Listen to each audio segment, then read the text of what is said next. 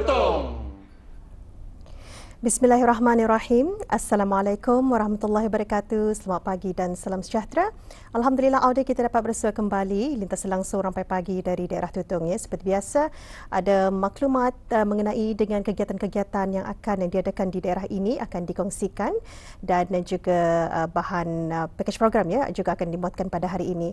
Dan alhamdulillah keadaan cuaca di sekitar kawasan Pekan Tutong pagi ini dalam keadaan mengizinkan, cerah ya.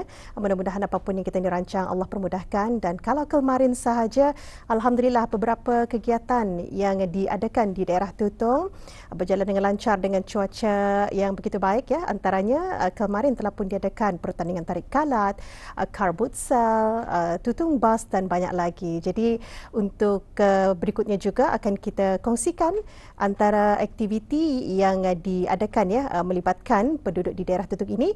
Jadi kita saksikan ya antara aktiviti yang telah pun diadakan ya yang melibatkan golongan belia dari daerah Tutong menerusi package program hari ini. Jadi sama-sama kita saksikan.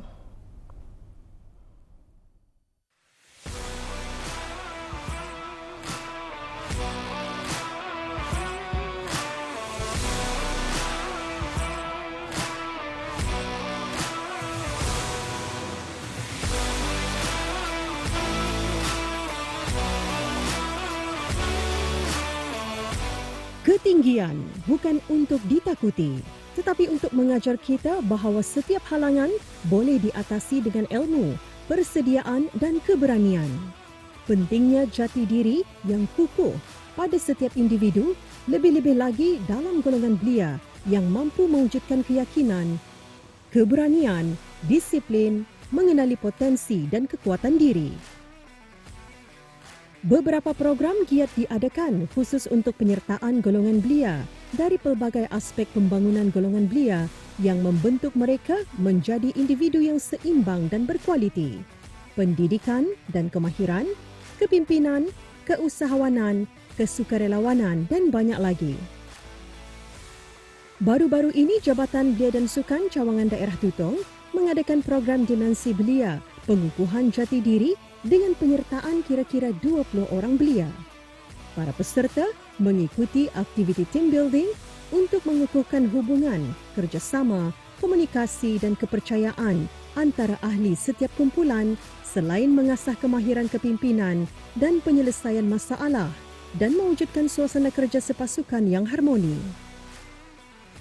Para peserta juga berpeluang mengenali dan mempelajari asas-asas berbagai jenis ikatan yang biasa digunakan untuk keselamatan, penyambungan tali dan pemasangan peralatan oleh jurulatih.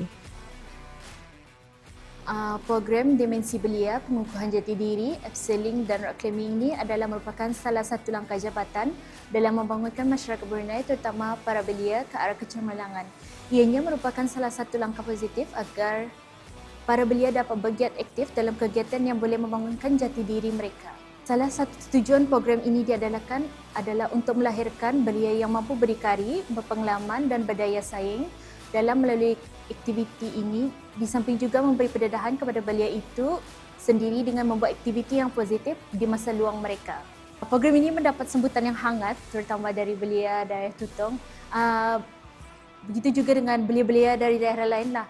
Mereka juga menunjukkan minat untuk mengikuti program sebeginilah. Harapan pihak jabatan adalah agar belia-belia mengambil pengalaman dan untuk mengisi masa lapang mereka pada masa musim cuti persekolahan ini juga dengan aktiviti-aktiviti yang berfaedah dan untuk mengikuti lagi lah aktiviti seperti ini. Selalunya kami akan menyiarkan melalui media sosial seperti WhatsApp, IG dan apa jualah yang berkaitan dengan media sosial Jabatan Belia dan Sukan. Tiba masanya aktiviti menguji keberanian semua peserta. Mereka dikehendaki mengenakan beberapa kelengkapan utama seperti helmet, harness dan carabiner untuk menghubungkan tali, harness dan peralatan lain dan sarung tangan sebelum memulakan aktiviti rock climbing dan abseiling. Berada di ketinggian seperti ini mengajar peserta bahawa ilmu dan kemahiran itu penting dalam mengatasi setiap halangan atau mengharungi cabaran. termasuk patuh pada arahan dan berdisiplin.